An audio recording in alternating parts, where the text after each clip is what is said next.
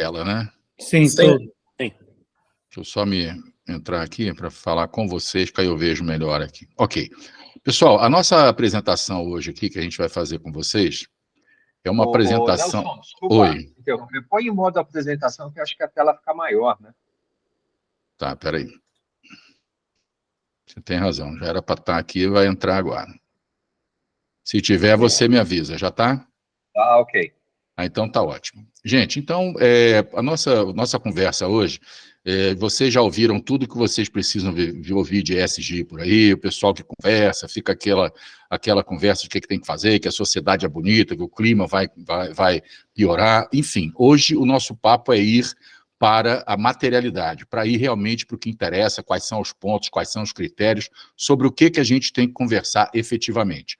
Então, nosso objetivo hoje é apresentar os eixos, os temas e os critérios de ESG, conforme a prática recomendada ABNT PR 2030. Eu não sei se vocês conhecem essa prática recomendada, mas é uma prática recomendada, é uma norma técnica que não pode ser chamada de norma técnica, mas de prática recomendada, e a versão dela é 2023 agora, que ela foi de 2022, corrigida agora para 2023. Então, nós vamos apresentar os eixos, os temas e os critérios, que é a materialidade do sistema. Como fazer? A gente sai do o que fazer, que é muito bonito, coisa e tal, mas como é que faz? Eu vou mostrar para vocês o modelo de avaliação, como é que a gente avalia uma empresa em função do cumprimento dela, dos eixos, dos temas e dos critérios. Vou mostrar a planilha que a gente usa, que é uma planilha oficial da ABNT especificamente, e eu, como auditor, uso essa planilha, sou autorizado a usar essa planilha, e, por fim, como é que a empresa pode fazer para determinar a sua própria materialidade. Então, o nosso papo hoje aqui, ele é extremamente pragmático, tá ok? Então, vamos, se vocês quiserem parar no meio do caminho, é só falar, se quiser falar depois também, não tem problema. Então, vamos lá. Esse é o documento. É a prática recomendada, a ABNT PR 2030. A primeira edição dela ficou pronta e já estava sendo usada em dezembro de 2022, e eu usei a primeira antes dela ficar pronta, eu usei em outubro ou setembro de 2022, se não me engano. Vou fazer uma nova agora no mês que vem não, no final desse mês. E essa versão corrigida foi corrigida agora, em junho de 2023, onde o pessoal arrumou alguns pedaços. Fala da parte ambiental, social e governança, conceitos, diretrizes e modelo de avaliação e direcionamento para a organização. Olha só, conceitos, nós não vamos falar de conceitos. Essa prática recomendada tem aproximadamente 130 práticas. Eu vou apresentar para vocês apenas os diretrizes e o modelo de avaliação. Por quê? Os conceitos estão dentro do que a gente já conhece bastante. O que a gente ouve por aí, qualquer YouTube de ESG vai mostrar alguns conceitos para você. E eu vou para as diretrizes, modelo de avaliação e direcionamento de como é que faz. Esse é meu objetivo. Essa prática recomendada pretende oferecer à sociedade brasileira um material orientativo sobre o tema Environmental, Social e Governance, ESG, abordando a conceituação, orientações para incorporar o ESG na organização e disponibiliza um modelo de avaliação e direcionamento a ser aplicado aos critérios de ESG propostos. Vocês vão ver que para cada tema, para cada eixo, tem vários temas e aí a norma, a prática recomendada, propõe alguns critérios que sejam utilizados para implementação ou para avaliação. Esse modelo proposto permite que as organizações, independentes do porte, setor ou constituição, identifiquem o seu estágio de evolução em relação aos critérios. Guardem essa frase, identifiquem o seu estágio de evolução. São 5 estágios, eu vou mostrar para vocês os estágios. Em relação aos critérios ESG propostos e considerados relevantes para a organização, e que tracem estratégias para avançar nessa jornada. Então, tem um critério dentro de um tema e dentro de um eixo que você está no nível 2. Como é que você pode fazer para ir para o nível 3, ou 4, ou 5 direto? São estratégias que você pode desenvolver dentro da sua organização, cada uma da forma que for mais confortável para ela. De forma a contribuir com o desenvolvimento sustentável nos níveis local, regional e global. E aí a gente fala, como é que eu integro esse ESG na organização? Essa integração dessas questões de uma organização é uma definição estratégica e depende de vários fatores, incluindo ciclo de vida, situação atual, apetite cultural por mudança, desenvolvimento tecnológico, visibilidade das questões, tendências de mercado e objetivos. Esses temas pertinentes também, obviamente, variam de organização para organização. Cada uma tem uma materialidade diferente, isto é, tem um aspecto ou um impacto diferente uma da outra no seu, como organização e como até nível de negócios.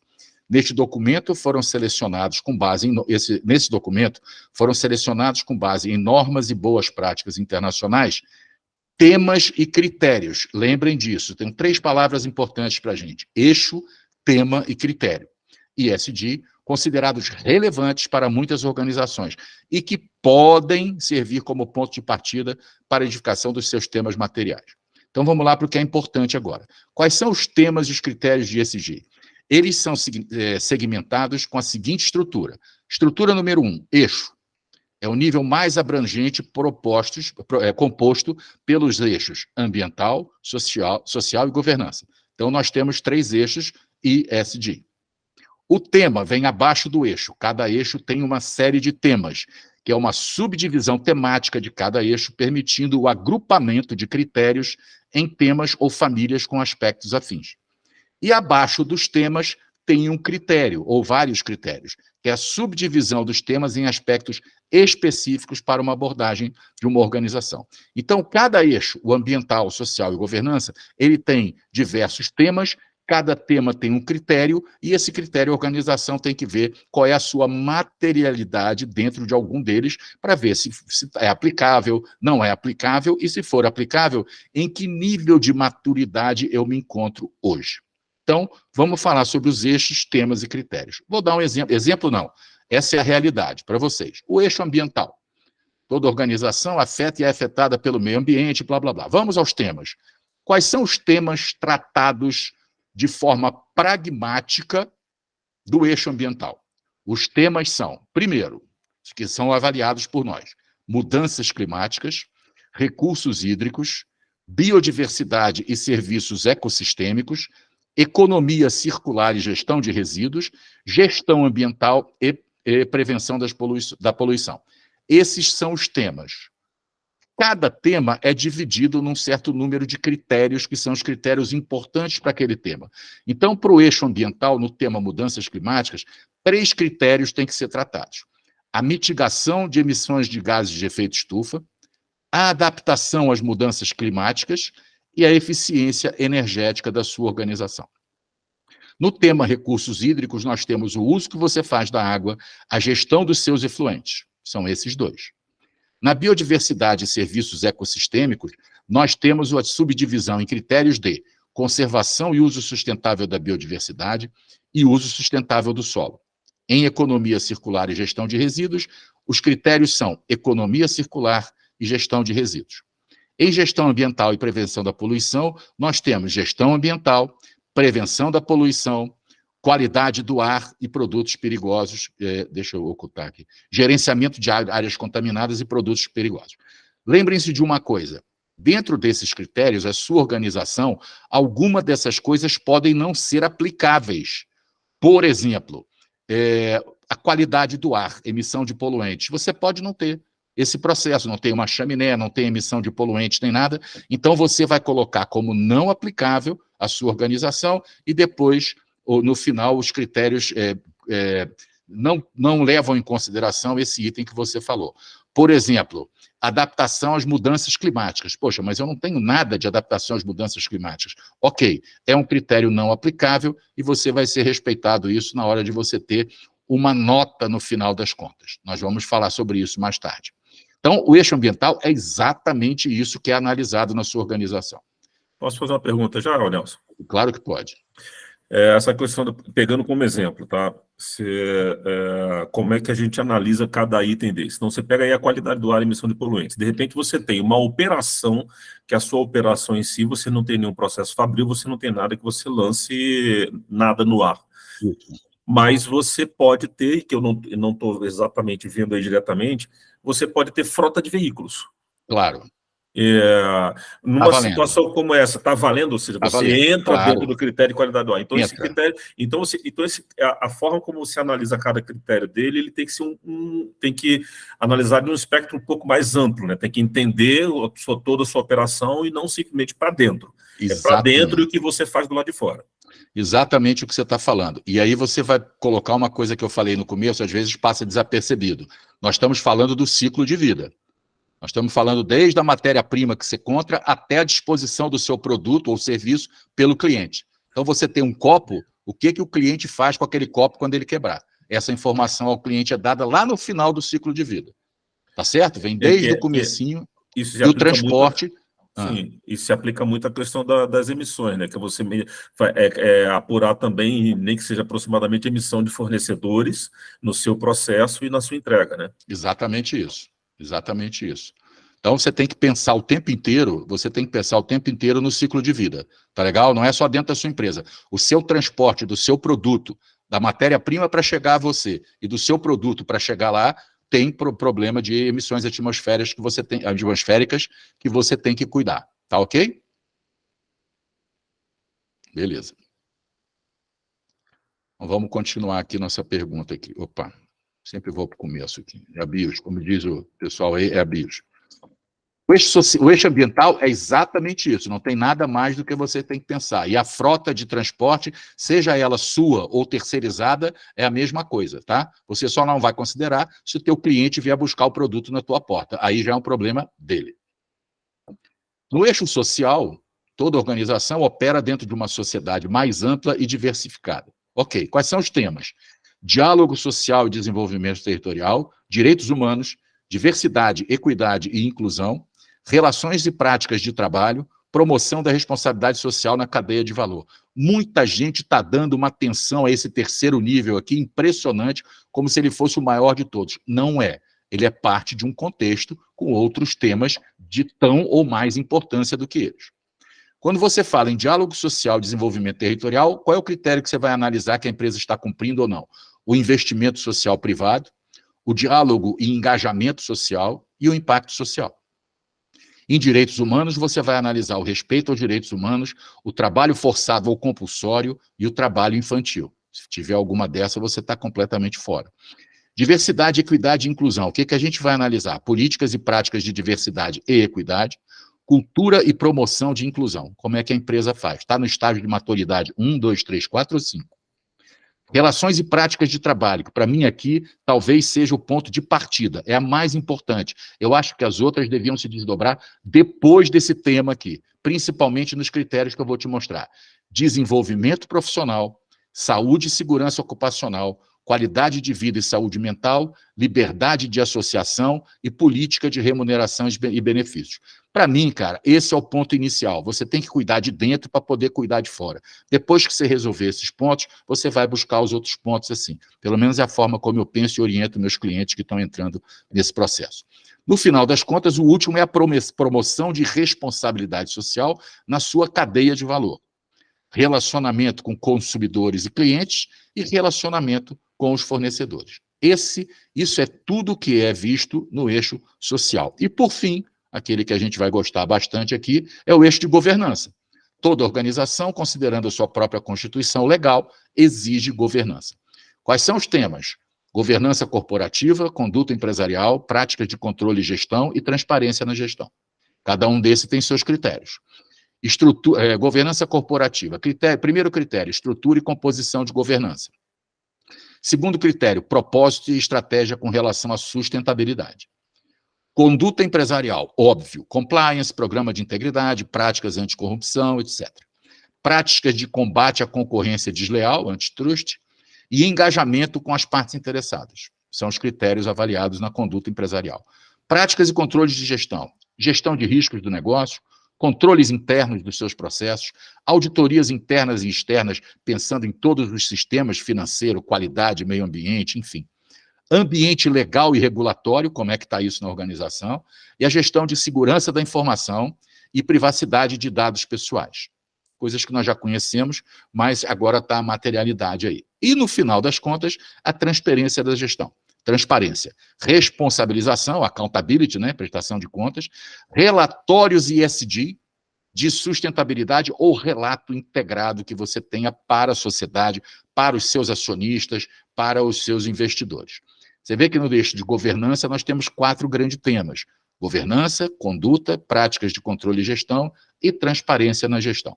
Esses são os eixos. Eu vou pedir para vocês guardarem 2 eixos aqui, porque eu vou dar exemplos dele mais tarde. Primeiro, o eixo ambiental, mudanças climáticas, mitigação de emissão de gases de efeito estufa. Eu vou dar um exemplo para vocês de como é feita essa análise.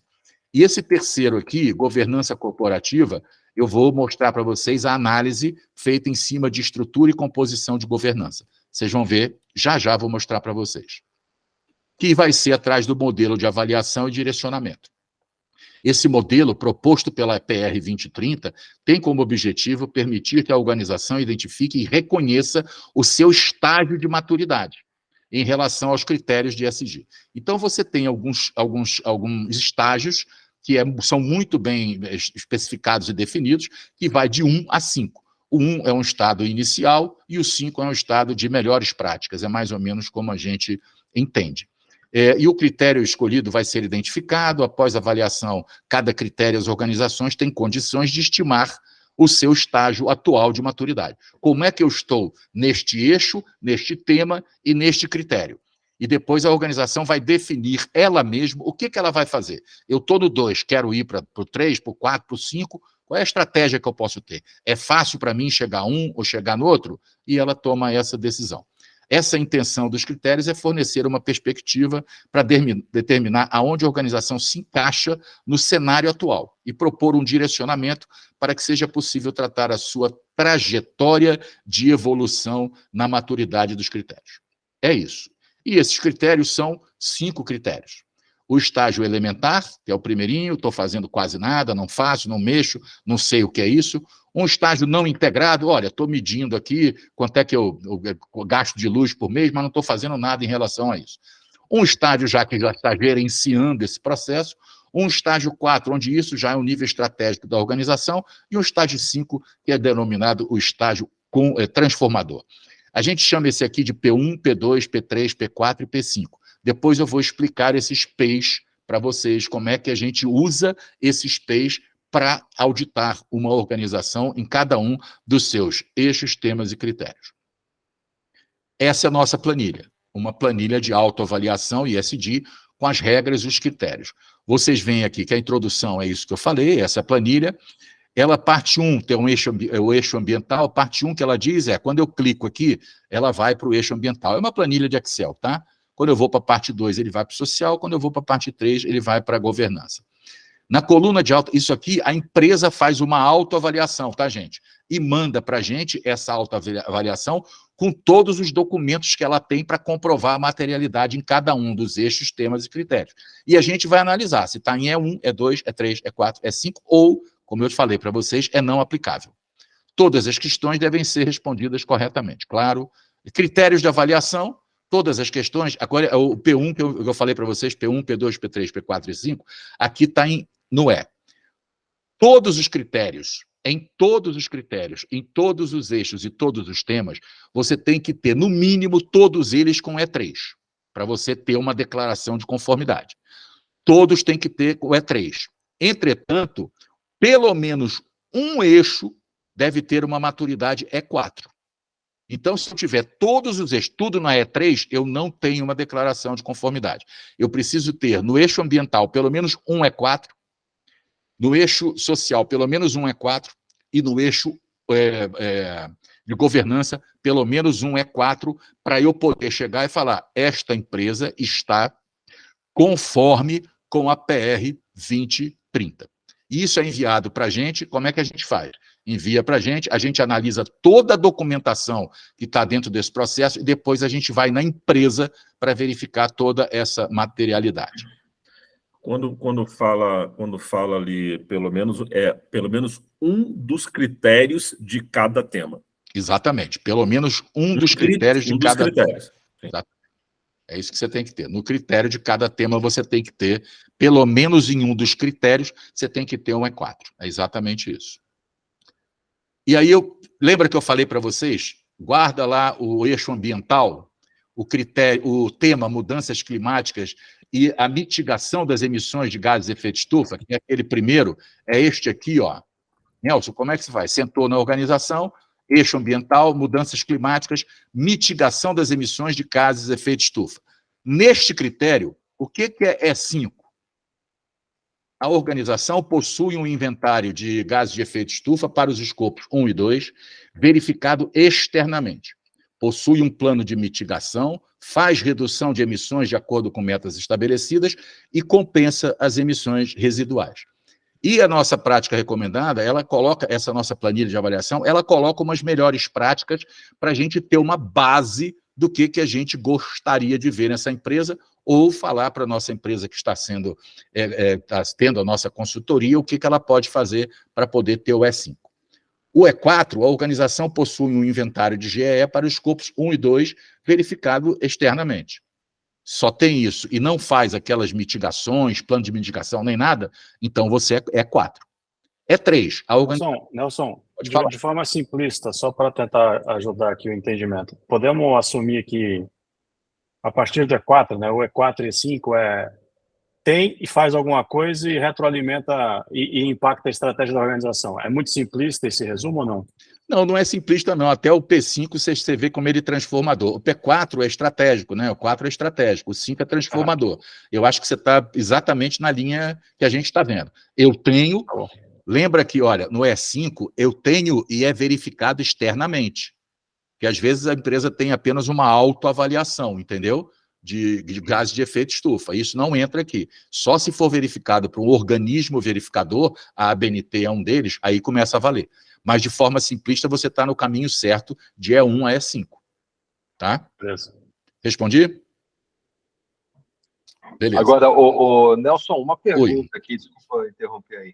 Não, que Quando isso? se fala, o requisito não se aplica à organização, o que isso exatamente significa? Quer dizer, por exemplo, ela não tem nada a ver com o ambiental, por exemplo? Não, ela não. Eu vou pegar uma coisa aqui que pode não ter a ver com as nossas empresas. Vou te mostrar aqui. Vou tentar te dar um exemplo, talvez o exemplo mais fácil de você pegar. No eixo ambiental, você vai fazer uma análise dos seus critérios que você tem, por exemplo, de biodiversidade e serviços ecossistêmicos. Conservação e uso sustentável da biodiversidade, uso sustentável do solo. Pode ser que a sua empresa não trate desse assunto. Eu não tenho nada a ver com isso, né? Não tenho nada a ver com isso. Não tenho nada a fazer, não mexo com isso. Aí é não aplicável. É não aplicável. Outro exemplo bom aqui, um bom exemplo também, gestão ambiental e prevenção da poluição. Quando eu falo em gerenciamento de áreas contaminadas, eu não tenho nada a ver com isso. Ou eu não mexo com produtos perigosos. Pronto. Consegui explicar? Ok. Ficou legal, Zé? Então, tá bom. Então, o E4, a organização, no nosso mudanças climáticas e mitigação de gases de efeito estufa. É este critério. O E3, a organização possui inventário para os escopos 1 e 2. Você vê que aqui, Flávio, aqui não, Felipe, aqui não tem nenhuma verificação externa. Já aqui. A organização mapeia as fontes, mas não coloca no inventário. Olha, eu sei quais são, mas eu não tenho o meu inventário de gases de efeito estufa. E1, a organização não mapeia as fontes, né? E aí o que a gente diz como melhor prática? Se você está no E1, você deve mapear os principais riscos e oportunidades que possam advir das mudanças climáticas para o seu negócio, estabelecendo estratégias de gestão de riscos, bem como verificando oportunidades de negócio. É mais ou menos isso que você tem que fazer. E o sexto ali embaixo, não aplicável, é só colocar aqui não aplicável. Lembrando o seguinte, gente, quando é não aplicável, a gente vai na organização para ver se é aplicável ou não, tá? Não pode dizer que não é aplicável e chegar lá é totalmente aplicável. O exemplo na parte de estrutura é 5. A organização é constituída legalmente, dispõe de regras de votação entre acionistas publicamente e apresenta nos documentos societários as atribuições da diretoria. As alçadas de decisão estão claramente estabelecidas, a organização possui indicadores e metas de gestão e realiza reuniões periódicas para avaliação dos indicadores gerenciais e ações de melhoria contínua de ESG. A alta direção é composta equitativamente, levando em conta as questões de diversidade e inclusão. Tem que estar tudo presente aí, você leva o E5, porque você é considerado uma organização transformadora. E aí a gente desce um pouquinho, o que é E4? Ela é construída legalmente, dispõe de regras de votação, né, apresenta documentos societários, as alçadas estão claramente estabelecidas e por aí vai. Beleza? O E3 é constituída legalmente, dispõe de regras de votação entre os acionistas publicamente e apresenta nos documentos societários atribuições de diretoria. As alçadas estão claramente estabelecidas. 2. A organização é constituída legalmente e dispõe de regras de votação. Não tem alçada, não tem documentos, não tem nada. 1. Meu amigo, você só tem o seu CNPJ. O E1 é legal. E esse não se aplica, aqui tem até o tracinho, porque não existe isso. Ele acaba existindo para qualquer tipo de organização. Beleza? Isso aí nós fizemos aí lá numa organização. A primeira auditoria de prática recomendada da 2030 foi feita por mim e pela Mariana Fellows no ano passado na Yamana Gold, né, uma empresa canadense mineradora na unidade de Jacobina, na Bahia. E você pode, se você tiver, quem me perguntou no começo, vários E3 e pelo menos um E4, você ganha uma declaração de conformidade. Você está conforme com a ABNT PR 2030. Se você não tiver isso aí, não tiver alcançado pelo menos um E4 em cada um, ou tiver em E2, ou alguma coisa assim, E1, você tem uma declaração de compromisso, que ela é feita em 4 mãos. Né? A gente fala, olha, você tem que ter a declaração de compromisso, está aqui, e em que prazo você quer buscar uma declaração de conformidade. Aí a organização vai estabelecer estratégias para ir buscar essa declaração de conformidade chancelada pela ABNT. Isso tudo é uma prática recomendada, não é uma norma, não tem Inmetro, não tem ISO, ninguém ainda nesse parâmetro. Não existe uma certificação oficial. Tem um monte de empresa, qualquer empresa, você pega uma empresa de consultoria, eles estão lá fazendo, dando para você um certificado ISD. Isto você pode até ter, mas não é válido e não está dentro desta prática especificamente. Eles inventam os critérios deles. Nós estamos falando da prática recomendada de uma empresa do nível e do reconhecimento da ABNT, mas nada disso é oficial. Por exemplo, você tem uma certificação ISO 14000, ela é reconhecida pelo Inmetro. Esta aqui é uma ABNT NBR, é uma norma brasileira. Nesse caso de PR, não existe ainda a certificação oficial. Esse foi o evento lá em Jacobina, que nós fizemos lá, reuniões, enfim.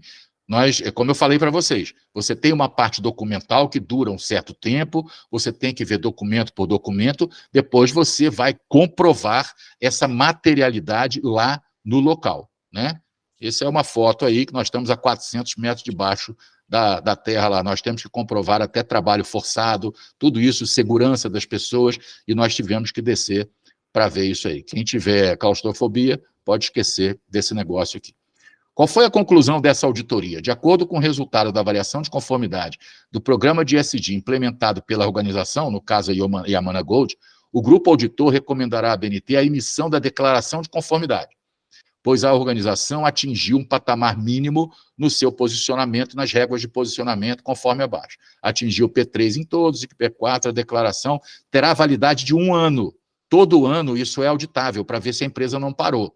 Então, esse mês, no final desse mês, eu volto a Jacobina para fazer de novo essa avaliação, tanto documental quanto em loco. Beleza? Esse retorno, eu peço desculpa, minha câmera deu pau aqui, aconteceu alguma coisa que ela fechou, né? Já é sistêmico já isso. Esse retorno, quando você retorna, vocês fazem a avaliação completa novamente ou faz uma avaliação por amostragem? Atualmente completa. Completa. Até agora completa, porque está começando, tem que avaliar, e são eixos, temas e critérios que não dá para ter uma certa amostragem em cima deles, pelo nível de importância, entendeu? Então, sim, essa é completa. E o mesmo tempo que a gente levou para fazer a primeira auditoria, a gente vai levar para fazer essa segunda auditoria. Então, você imagina, você tem uma auditoria como essa demora quanto tempo, mais ou menos? Rapaz, você passa mais ou menos 1 semana em análise documental e uns 3 dias, 4 dias dentro da organização fazendo toda essa avaliação, verificando toda essa materialidade. Olha só, essa é uma informação que eu vou te dizer, ela é bastante variável, tá, gente? É bastante variável. Eu estou te dando exemplo da Yamana Gold. Só para vocês terem uma ideia, nós passamos 1 ano com poucas coisas para analisar. Só a Jacobina, só uma empresa, só outra empresa. De repente, eu já estou sabendo que para o ano que vem, a demanda está muito grande. Está muito grande a demanda. Beleza? Só para vocês saberem aí que o bicho está acontecendo. Então, você imagina, você ter um relatório GRI de sustentabilidade, junto com esse relatório, um programa de verificação ESG, você pode conversar um pouco mais confortável com seus clientes aí, com seus investidores, acionistas, para colocar um pouquinho mais de dinheiro na sua organização. Essa é a ideia no final das contas. Tá bom, Nelson, essa auditoria eu entendi, mas como é que eu implemento isso na organização? Tem alguns passos, né?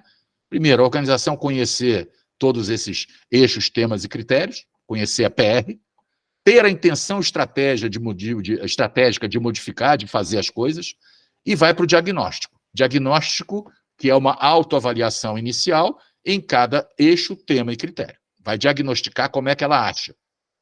Dependendo dos resultados, é 1, é 2, é 3, planeja para onde ela quer chegar, que nível ela quer buscar para buscar isso aí. Implementa esse plano de ação que foi feito aqui e vai trazer para a gente para medir e monitorar. E o passo 7 é você relatar e comunicar para a comunidade, para investidor, para cliente, para acionistas, como você achar necessário. Isso aqui está um pouco didático, tá, gente? Ele pode ser tratado em cada organização, pode começar pelo diagnóstico, já conheço aqui, e por aí a gente vai. Ter intenção estratégica, tem que conversar muito sobre isso, tem gente que tem intenção estratégica de fazer o bem, de investimentos sustentáveis, de investimentos de impacto, tem gente que tem a intenção estratégica só de ter o certificado. Aí é uma confusão danada. E aí vem aquela parte final que eu conversei muito com o Felipe, a determinação da materialidade. Como é que eu faço isso? O que é isto? É saber, basicamente, gente, é saber como é que isso tudo acontece na minha empresa. Lembram da pergunta do Parolin? Ah, mas como é que eu vejo se isso aqui tem na minha empresa ou não? É isso, é você determinar para cada eixo, tema e critério a materialidade de cada uma dessas ações.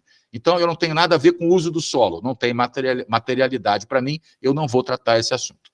A identificação e a priorização dos temas materiais ou simplesmente a materialidade formam o princípio que determina quais temas críticos são suficientemente importantes e devem ser considerados na nossa gestão estratégica para o sucesso da organização. O que é importante? O que vale a pena para mim? O que eu tenho que tratar? O que eu não vou ter que tratar? E vocês vão ver, a gente trata sempre os mais importantes. E aí tem a definição de materialidade, vocês podem ler depois, que eu vou deixar isso aqui disponível para vocês. E assim, a definição de materialidade é estabelecida considerando riscos e oportunidades. Olha aqui, gente, essa frase é importante. Assim, a definição de materialidade na abordagem ESG, porque ela é usada em outras abordagens também, é estabelecida considerando riscos e oportunidades dos seus respectivos impactos, positivos ou negativos. Quando a gente fala em impactos positivos ou negativos, a gente pensa muito na ISO 14001, gestão ambiental. Aqui é o de governança, é o social e é o ambiental. A análise é muito mais ampla. Que uma organização causa os seus impactos positivos ou negativos, que uma organização causa na economia, no meio ambiente ou na sociedade, que, por sua vez, pode indicar sua contribuição, seja ela positiva ou negativa, para o desenvolvimento sustentável. Em um contexto de visão ampliada, ESG, que inclui o contexto de capitalismo de stakeholders, isso também é importante.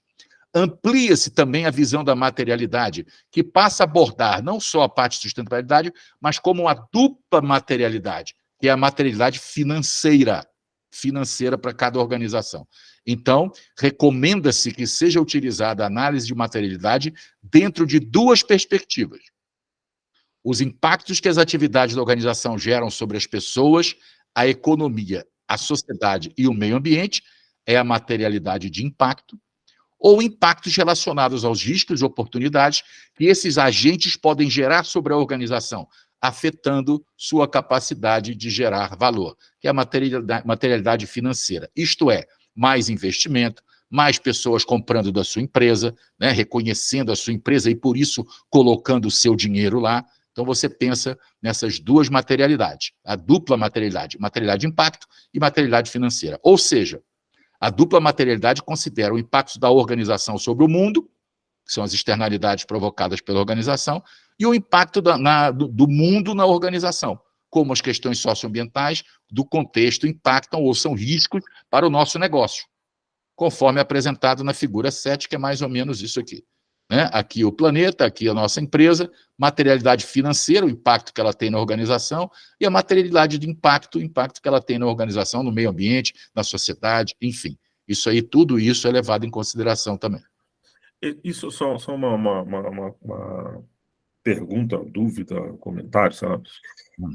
Porque essa é uma discussão que volta e meia tem, que é essa questão financeira, né? O Felipe é um que bate muito nisso, né? Que tem que ter o E de Economics na história, tá? Aí uma vez eu comentei com ele, falei, não exatamente, porque é o seguinte... Pelo contrário, cara, eu parto do princípio que eu sou contra a teoria do ESG, né? Eu parto do princípio eu também sou contra. Ele faz parte, do princípio que o econômico está dentro da governança, exato. Assim, porque ficou, me pareceu claro aí o seguinte, porque na hora que você tem risco e oportunidade do ponto de vista de materialidade financeira, oportunidade é o que você comentou, a empresa de repente vai vender mais porque ela é isso, aquilo, outro. Então aí você tem efetivamente, aos olhos de quem está querendo fazer isso, o seguinte, eu vou fazer porque eu vou ter um retorno financeiro melhor, mas você também tem a janela do risco, eu vou fazer para não tomar uma porrada. Ou seja, eu vou fazer para não é assim, eu não vou ter necessariamente retorno melhor, mas se eu não fizer, eu posso ter um impacto negativo financeiro.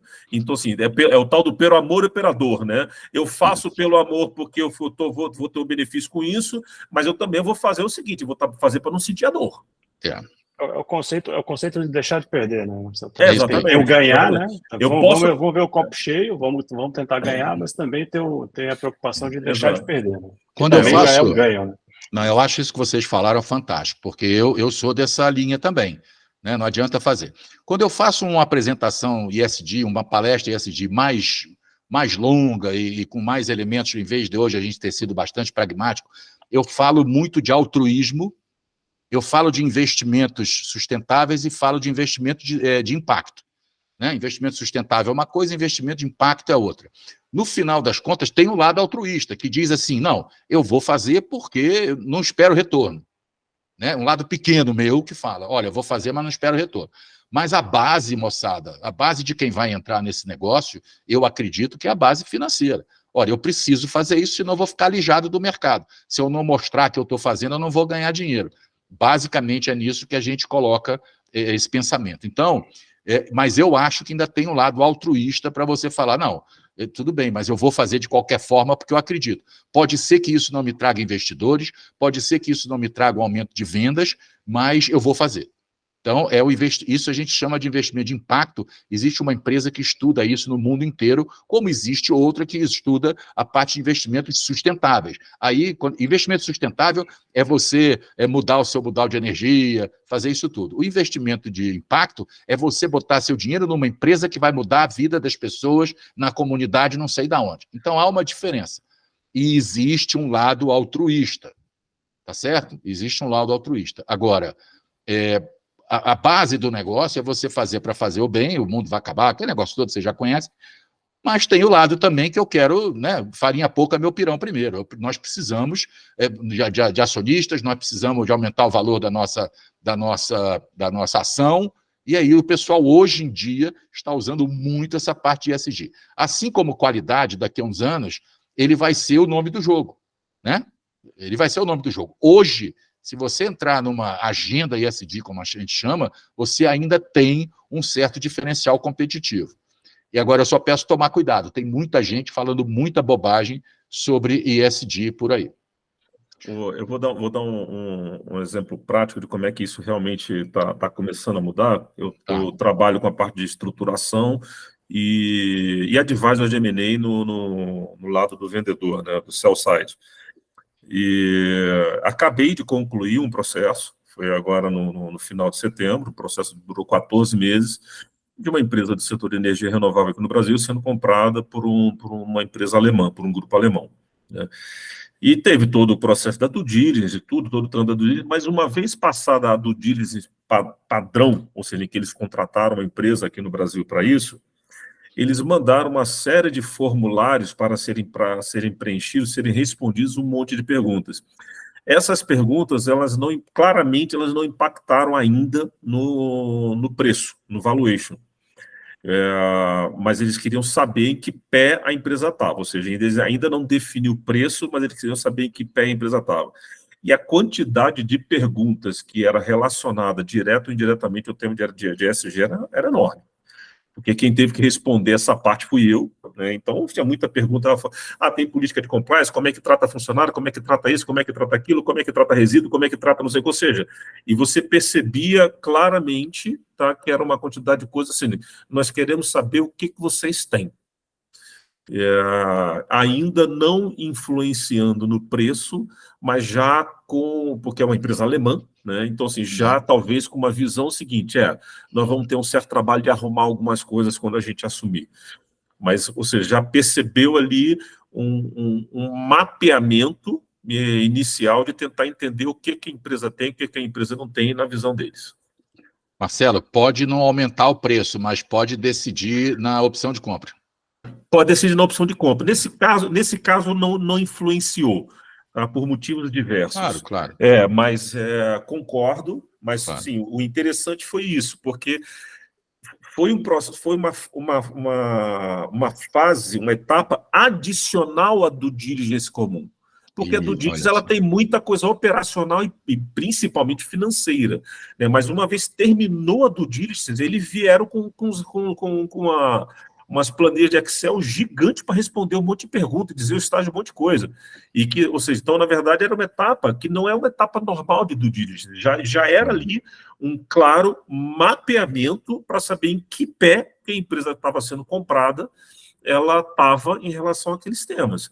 E, claramente, as perguntas eram relacionadas diretamente ao social, ao ambiental e à governança. Todas elas eram relacionadas a isso. Que perguntavam como é que era tratar, até coisa assim, como é que você trata os dados das pessoas, que é lidar com o público externo, como é que você isso? Então, todas eram relacionadas direto e indiretamente à questão de ESG. Daqui a algum tempo você pode falar para ele, olha só, não precisa nem fazer essa due diligence ESG para mim. Eu tenho aqui um relatório GRI e tenho uma declaração de conformidade com a prática recomendada da BNT. Eles, em vez de fazer esse monte de coisa, já pode levar isso como um ok do seu comportamento ESG. Sim. Essa é uma parte muito legal.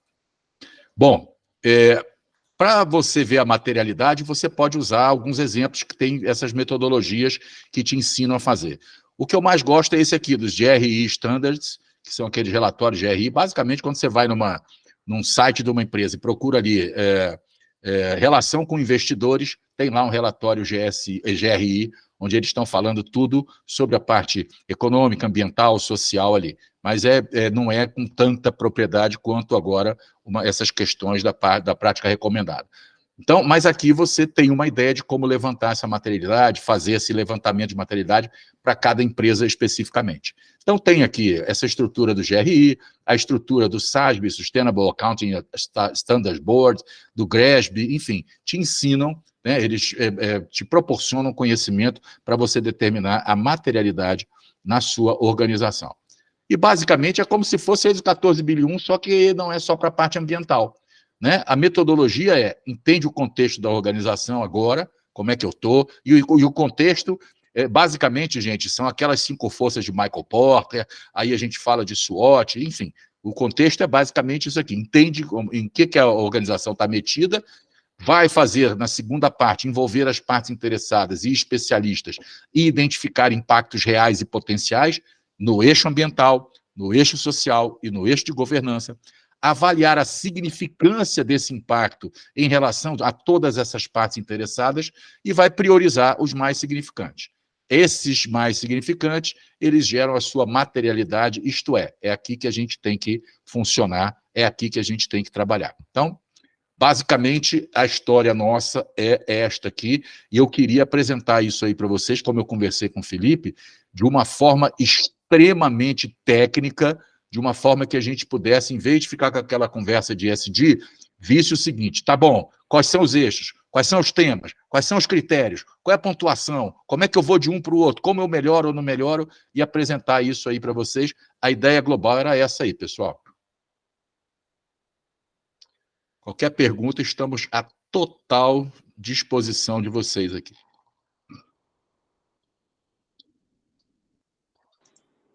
Pessoal, tem uma pergunta meio genérica, né? Só para... Existe algum, né? Não sei se tem base histórica para isso, mas tem como eleger qual é o caminho mais, onde as empresas elas estão menos evoluídas, cara? Tipo, em outras palavras, né? Onde é que o negócio tem apertado mais? Não tem, não. Não tem como. Hoje eu não tenho como te responder isso aí, não. Eu realmente não sei. O que eu vejo é que, no lado ambiental, o pessoal está se preocupando um pouco mais. O lado social, o pessoal está muito no esquema de cumprimento da legislação. Nesse primeiro patamar, seria um E1 ali, bem pequenininho. No ambiental, o pessoal está andando mais, até porque a ISO 14000 já tem uma certa idade, a ISO 14000 2015 já tem uma certa idade, o pessoal está andando. Mas não tem muita diferença. O que eu te diria, o que eu poderia te dizer é que o lado de governança é que o pessoal não tinha prestado atenção ainda, Felipe. Deixa eu ver essas análises aí. Tem uma teoria do Marcelo que eu também concordo bastante, que é o seguinte, né? Tem uma necessidade não é questão de necessidade, né? Mas o ambiental ele é mensurável, né? Acho que uma das dificuldades do ESG como um todo, né? Legal, mas como é que eu meço, né? Porque é muito amplo, né?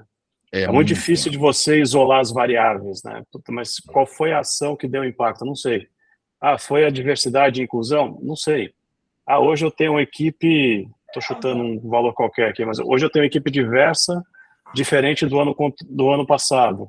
No ano contra ano, eu estou melhor esse ano, mas foi por causa disso? Pô, não sei. Tem a economia, tem não sei o quê. É muito difícil, né? Então, é muito difícil dar uma resposta objetiva, né? Mas eu acho que dá para você montar... Né? Dá para você montar um balance squad, aí meio... Dá para você montar um balance squad, aqui interessante, maior do que o que a gente já conhece.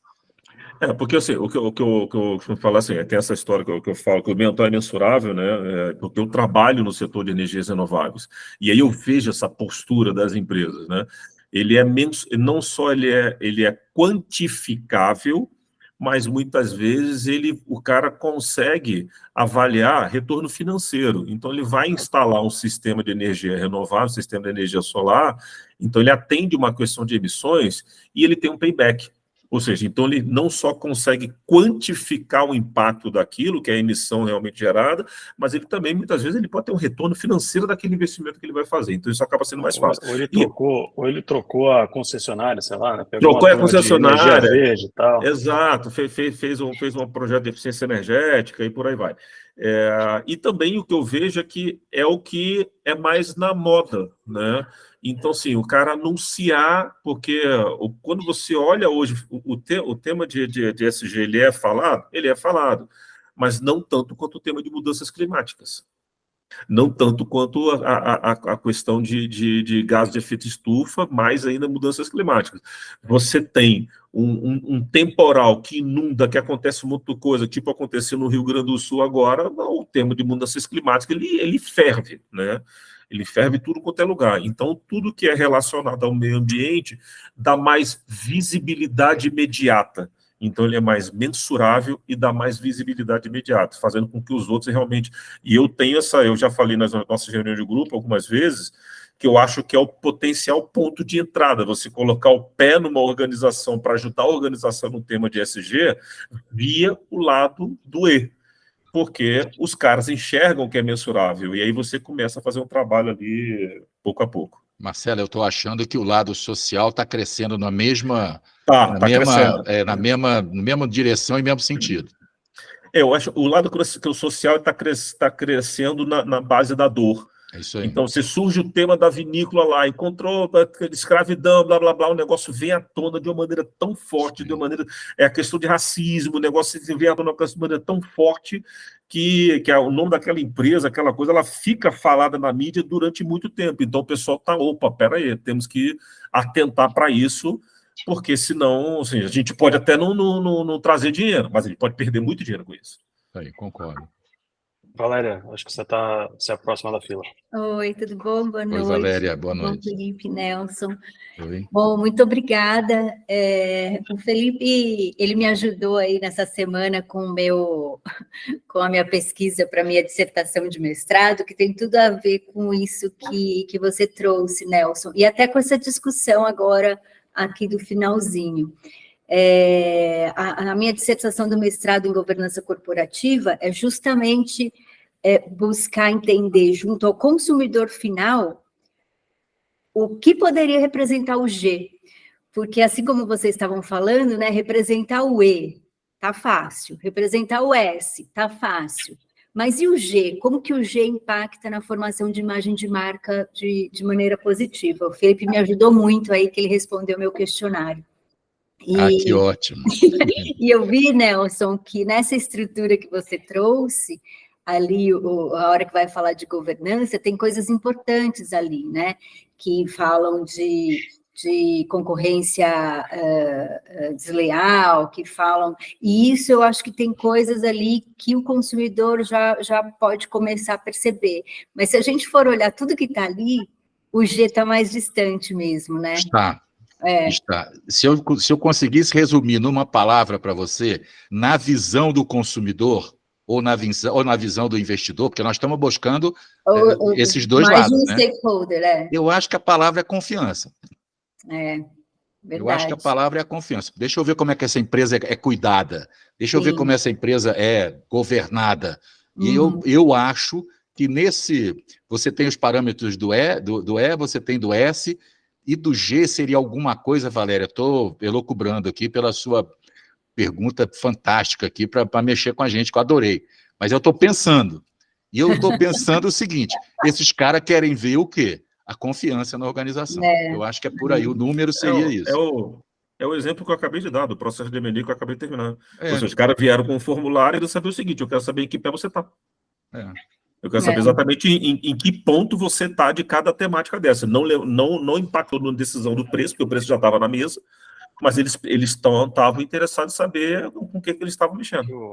Aqui o lance da Valéria, né, pelo que eu entendi ali da proposta do mestrado dela, como é que o consumidor, né, enxerga a governança. É muito difícil para quem está de fora da organização. O acionista é fácil.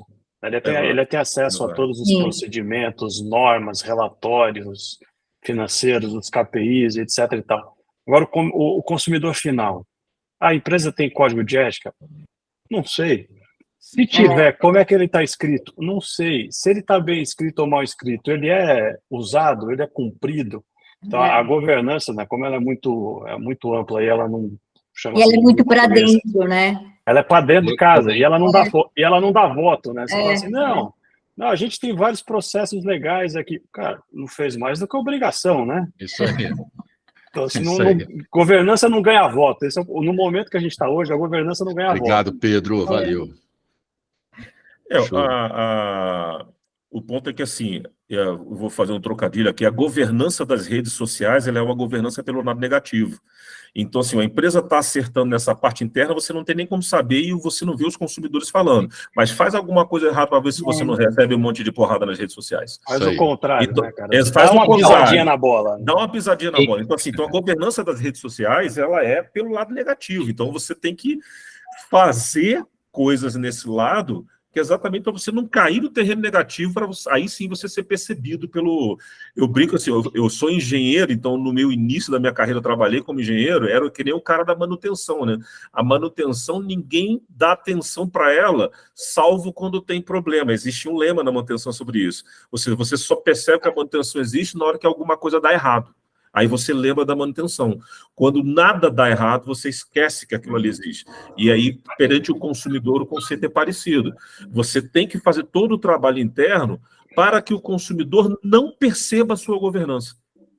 Por incrível que pareça, acabaria sendo isso. Ele não vai perceber. Porque se ele perceber, ele vai perceber pelo lado errado. Infelizmente. Nessa linha aí, uma das coisas que eu coloquei lá no material para valer é exatamente isso, né? Como é que a pessoa pode perceber a governança lá na frente, né? Sim. No tempo de reação, no tempo de reação, na forma de reação, né? Como é que a empresa, né, reage, né? Se tem, como é que ela se posiciona, como é que ela... Isso do ponto de vista negativo. Tem pouca voz, né, que tenha legitimidade para falar, né? Até isso tem a ver com a governança. Mas isso você vê que sim, a gente está falando tanto no que o Felipe falou, no que você falou, Valéria, é sempre na questão do negativo. Como é que eu reajo? É o porta-voz. Ou seja, é na hora que dá algum problema. Então, assim, É quase o gerenciamento de risco, né? Quase um gerenciamento de risco. Então, assim, a empresa ela tem que ter a governança não para o externo, ela vai ser para o interno, e rezar para o externo nunca perceber, porque se o externo nunca perceber, significa que ela está fazendo bem a governança, porque na hora que o externo está percebendo, infelizmente, pela dinâmica das redes sociais hoje, tá? Quando o externo percebe, é quando tem problema. Isso aí. No limite, a governança é o seguro do carro, né? Exato. É bom ter, é melhor não usar. Exato. Plano de saúde. Exato. Plano de saúde, melhor ainda. É bom ter, é melhor não usar. Exato. Marcelo, se você permite me refrasear o que você disse, é que depende do stakeholder, né? Então, por exemplo, né, se for o acionista vai querer saber a governança. Claro. O consumidor, talvez, o que você falou, tá meio longe e só vai saber do lado negativo. Os funcionários, que talvez tenham acesso maior ao que está acontecendo, vai estar preocupado com a governança. Então, eu acho que essa depende do stakeholder, a governança está mais próxima ou não, né? Eu acho que sem governança você não chega nos outros dois, né? Não chega. Esse é o ponto. E o stakeholder, do ponto de vista do acionista, né? Ele quer que tenha a governança exatamente para que o cliente não perceba, ele não chega a ter um problema. Ou seja, eu quero ter a segurança de que não vai ter problema. Então, para isso, eu quero a governança. Mas é exatamente isso que você falou, Paulo. Muito bom. Muito obrigada, Nelson, Felipe. Que isso, Valéria. Só uma coisa rápida aqui que me surpreendeu, é uma mineradora que a gente tem na nossa visão, de que é uma atividade que é totalmente problemática, principalmente do ponto de vista ambiental, né? Ela pode até, de repente, ter um social, uma governança ali forte, mas do ponto de vista ambiental, a mineradora foi a primeira... Impressionante. Eu vou te dizer, tem até um porquê aí, Marcelo, e você já falou mais ou menos aí no começo, você que o M&A aí, né? Você já falou no começo. Essa empresa estava numa empresa canadense e estava, eu não sei se já fechou, numa negociação com uma empresa da África do Sul, que queria comprar. E queria comprar, mas vem cá, e aí, como é que vocês fazem isso aí? Exato. Então, basicamente, entrou nesse contexto, entendeu? Sim. Aí ela levantou essa bola aí, mas o bacana é que é uma coisa importante, é uma coisa de impactos extremamente significativos. E ela cuida, no final das contas, ela cuida. Nós fomos nas barreiras, nós não fomos só ali embaixo ver como é que tira, como é que as pessoas são tratadas lá, 400 metros abaixo da terra, lá dentro daqueles negócios, tem toda a parte de segurança, é muito bem feito e tudo. Mas nós fomos lá nas barreiras também, porque você imagina, como é que é o ouro hoje em dia? Você pega uma pedra do tamanho da sua sala aí, tá certo? Tira um fiozinho de ouro e joga a pedra fora. Espera aí, onde é que você joga essa pedra? Lá naquele lugar, naquelas barragens lá, né? Como a barragem, a conhecida barragem de Brumadinho, coisa e tal. Sim. Então você tem um cuidado lá de pessoas lá que passam o dia inteiro em medições naquelas barragens, geólogos trabalhando, a coisa é séria. Agora, por que ela foi? Alguém cutucou ela, falou assim, eu quero... É a mesma coisa que você falou, eu quero comprar, como é que tá? E aí eles, como não tinham nada, eles começaram... Não tinham nada, quer dizer, não tinham nada que pudessem evidenciar de uma forma estruturada, que é a forma que a gente propõe, de uma forma estruturada, aí eles falaram, poxa, vou pegar essa declaração de conformidade aí e vou mostrar para os caras que eu estou nessa aí. E é basicamente isso. Eu fiz uma consultoria há 500 anos atrás, de ISO 14001, numa empresa de carbonato de cálcio aqui no Brasil, que ela precisava ter a ISO 14001, se certificar, e aí foi consultoria, não foi auditoria, porque ela estava sendo comprada pela maior empresa de carbonato de cálcio do planeta, que é da França, o Grupo Imeris. E o Grupo Imeris falou, só põe o meu dinheiro aí se vocês tiverem ISO 14001. Foi o que aconteceu naquela época e foi basicamente o que aconteceu com a Yamana Gold nessa hora agora. E a gente continua, apesar dela já estar no volume, no processo de venda, coisa e tal, a gente continua fazendo a nossa auditoria. Como eu te falei, é anual, porque não adianta eu dar no passado e ela parar tudo. O cliente quer que toda hora mostre lá. Pois, Nelson, o que você falou agora confirma o que o Marcelo estava falando antes, né? Que é mais pela dor do que pelo amor. Claro, mas é claro, né, amigo?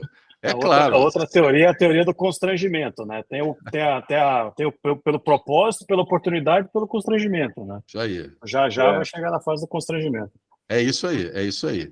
E tem, como eu falei para vocês, numa apresentação mais global, em palestra, coisa e tal, a gente fala sobre investimentos sustentáveis e a gente fala sobre investimentos de impacto, que é uma diferença muito grande, e um trade-off aí de altruísmo ou quero ganhar dinheiro. Como é que eu entro nessa? É altruísmo ou é grana?